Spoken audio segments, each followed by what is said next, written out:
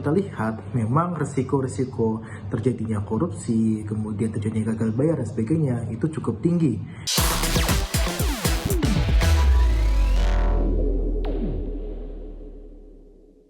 Ekonom Center of Economics and Law Studies atau CELIOS, Nailul Huda menyoroti langkah pemerintah yang akan menggelontorkan dana besar untuk pembangunan koperasi Desa Merah Putih.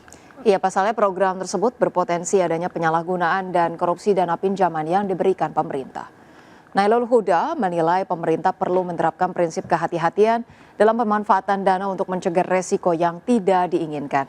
Terlebih tingkat resiko gagal bayar utang koperasi Desa Merah Putih dapat mencapai angka 4 hingga 5% per tahunnya. Menurut Nailul, berkaca pada rata-rata pendapatan koperasi yang tidak ada yang melebihi sekian ratus juta rupiah, kondisi ini dipandang akan membebani koperasi dalam mengembalikan pinjaman dari pemerintah. Di samping itu, dengan tingginya tingkat gagal bayar akan menghambat pembangunan yang ada di desa. Dan kalau kita lihat memang risiko-risiko terjadinya korupsi, kemudian terjadinya gagal bayar dan sebagainya itu cukup tinggi. Karena kalau kita lihat skema pembiayaan yang dari Himbara sekitar 3 miliar untuk satu koperasi, ini sangat-sangat berisiko gagal bayarnya yang cukup tinggi. Nah, kalau kita lihat untuk data di tahun 2016 saja, rata-rata pendapatan dari koperasi itu tidak sampai menyentuh angka 300 juta. Bahkan kalau kita lihat kebanyakan itu di bawah 300 juta. Ya, emiten properti PT Metropolitan Land Tbk membukukan pra penjualan atau marketing sales senilai 1,34 triliun rupiah pada September 2025. Ya, realisasi tersebut mencapai 67% dari target marketing sales tahun ini senilai 2 triliun rupiah. Emiten properti PT Metropolitan Land Tbk membukukan prapenjualan atau marketing sales sebesar 1,34 triliun rupiah per September 2025. Realisasi itu mencapai 67% dari target prapenjualan tahun ini senilai 2 triliun rupiah. Presiden Direktur PT Metropolitan Land Tbk, Anhar Sudrajat menjelaskan, marketing sales tersebut sebagian besar disumbang oleh penjualan unit rumah tapak di proyek Medland Transyogi, Medland Cikarang, dan Medland Cibitu. Seiring dengan hal tersebut, Persero mampu mencatat pendapatan usaha sebesar 1,13 triliun rupiah pada kuartal 3 2025. Pendapatan tersebut berasal dari penjualan residensial sebesar 722 miliar rupiah serta pendapatan berulang sebesar 409 miliar rupiah. Sedangkan laba bersih yang dapat diatribusikan kepada pemilik entitas induk mencapai 232 miliar rupiah.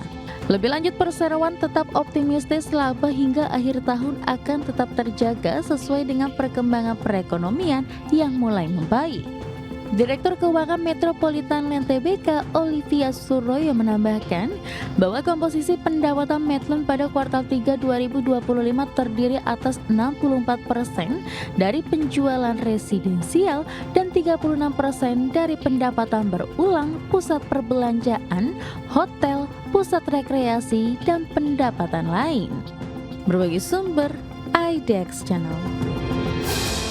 Ya, kinerja PT Sejahtera Raya Nugrah Jaya Tbk atau SRAJ, emiten rumah sakit milik Taipan Dato Sri Tahir, tertekan sepanjang 9 bulan pertama tahun ini.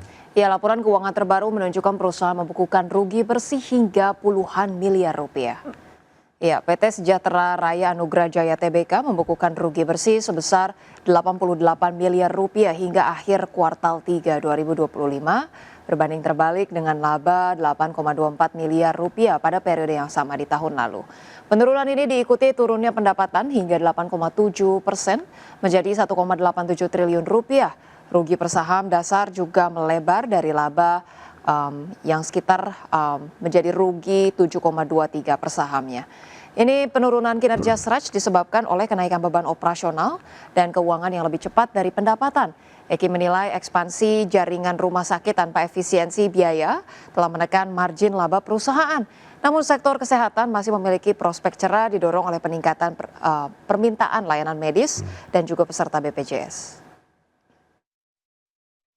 Pemirsa, Senat Amerika Serikat meloloskan langkah awal untuk membuka kembali pemerintahan federal setelah shutdown selama 40 hari. Selain mengakhiri shutdown, RUU ini juga melarang lembaga federal memecat pegawai hingga 30 Januari 2026, serta mencakup pembayaran gaji tertunda bagi seluruh pegawai federal. Senat Amerika Serikat meloloskan langkah awal untuk membuka kembali pemerintahan federal setelah shutdown selama 40 hari yang membuat ribuan pegawai negeri dirumahkan, menunda bantuan pangan, dan mengganggu jadwal penerbangan di seluruh negeri. Pada Minggu 9 November, Senat akhirnya menyetujui rancangan undang-undang yang sebelumnya telah disahkan oleh DPR. RUU tersebut akan diubah untuk mendanai pemerintah hingga 30 Januari 2026 serta mencakup 3 rancangan anggaran tahunan penuh. Jika RUU hasil amandemen ini disetujui oleh Senat, langkah selanjutnya adalah pengesahan oleh Dewan Perwakilan Rakyat sebelum dikirim ke Presiden Donald Trump untuk ditandatangani. Proses tersebut diperkirakan memakan waktu beberapa hari. Selain mengakhiri shutdown, RUU juga melarang lembaga-lembaga federal memecat pegawai hingga 30 Januari 2026. Yang menjadi kemenangan bagi Serikat Pekerja Pegawai Negeri dan pendukung mereka, sekaligus menghentikan upaya pemerintahan Trump untuk mengurangi jumlah pegawai federal. Selain itu, RUU ini juga mencakup pembayaran gaji tertunda bagi seluruh pegawai federal, termasuk anggota militer, petugas patroli perbatasan, serta pengatur lalu lintas udara. Berbagi sumber, IDX Channel. Survei konsumen Bank Indonesia pada Oktober 2025 menunjukkan indeks keyakinan konsumen terhadap kondisi ekonomi meningkat tajam dibanding bulan sebelumnya. Ya, tercatat IKK Oktober berada di level 121,2, lebih tinggi dari September 2025. Berdasarkan laporan Bank Indonesia, Indeks Keyakinan Konsumen atau IKK Oktober 2025 berada di level 121,2, tercatat lebih tinggi dari bulan September, yakni sebesar 115. Capaian Indeks Keyakinan Konsumen ini menandakan konsumen tetap optimis, yakni indeks di atas 100 dianggap optimis.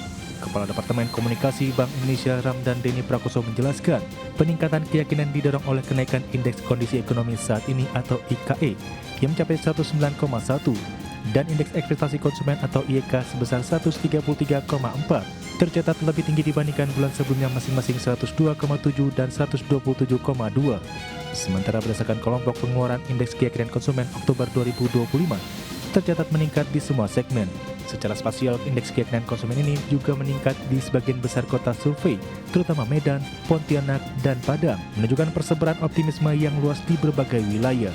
Sedangkan berdasarkan kelompok usia, optimisme tertinggi tercatat pada usia 20 hingga 30 tahun sebesar 125 atau naik dari 120,6 pada bulan sebelumnya. Dari Jakarta, Tim Liputan IDX Channel.